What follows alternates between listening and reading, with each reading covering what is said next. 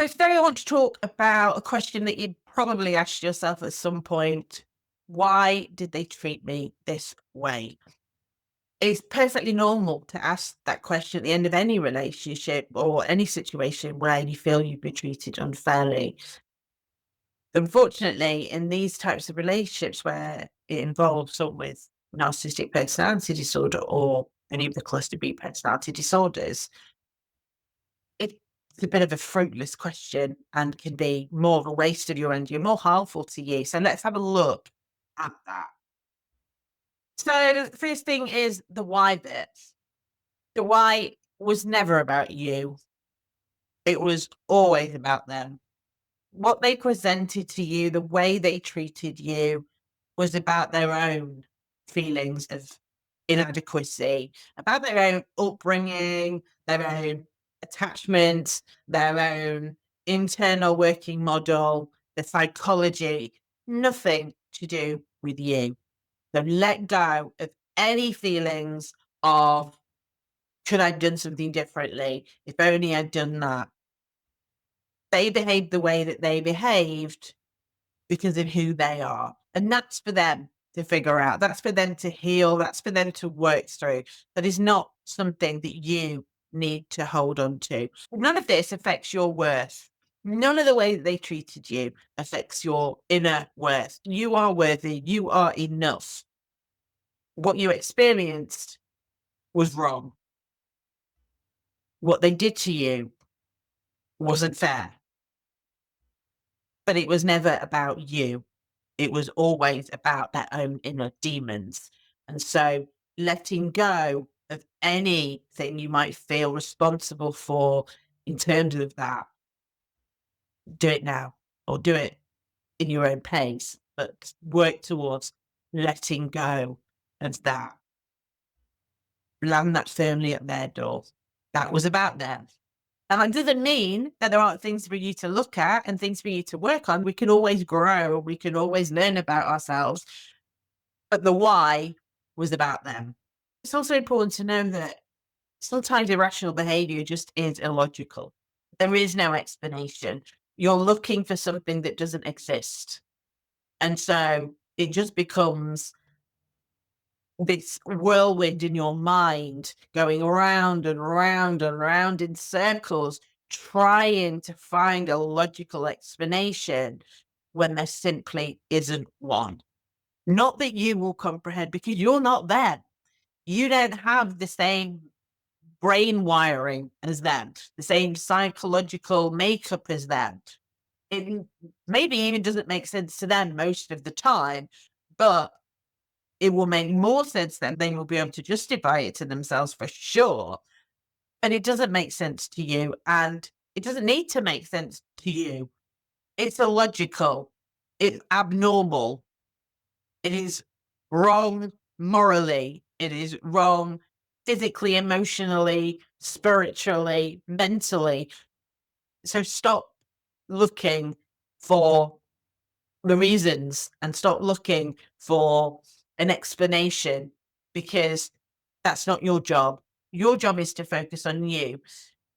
This is something that I recognize in myself. We internalize blame rather than, not saying that you have a blame, but we have this habit. Those of us that are caretakers, those of us that are codependent and rescuers, we look at ourselves first and go, oh my God, what did I do? Could I have done that? Should I have done that? What is it about me? Did I trigger something in them? All of those questions are taking too much of the responsibility. I'm all for self responsibility because that's the thing that we can control. We can look inside us and go, okay, I acknowledge that I am codependent. Therefore, I need to heal those parts of me. That doesn't mean I deserve to get treated in that way. Doesn't mean you deserve to get treated in that way. Not at all. These are not excusing their behavior. And so if that's what you find yourself doing is taking on that blame, internalizing it, this is about your insecurities. And that is something you can absolutely take responsibility for and work on. But draw the line and know what's yours and what's theirs. Theirs is up for them. All the behavior, All of the cruelty, that's for them to work through why they did it. Yours is, okay, how did I get into this situation? Is there anything within me that I can shore up a little bit? Why did I enable some of these behaviors at times? Fear. There's lots of things for you to unpick. Some of it you will be able to take responsibility for and heal and grow and learn. And that's beautiful. And I'm totally proud, and it empowers you so much to do that work. But again, don't take on what isn't yours. Don't let the guilt and the shame become your story. You are works towards loving yourself through this. Have kindness and compassion for yourself. So focus on how you responded to things in that relationship. What were your boundaries like? You're anything like me, non-existent. Didn't have them at all. Didn't even know what they were. Pretty much let people do what they wanted because I just wanted to keep the peace. Their happiness was far more important than my own happiness, which tells you a lot. So much to unpack there. My sense of worthiness. So if that resonates with you, those are the things to look at. Why didn't I leave them at that point? Again, look at all of it. Look at the fear that you felt. Look at the way they made you feel trapped. Look at all of it. I wanted this relationship to work because I didn't want to fail. I didn't want people thinking bad of me.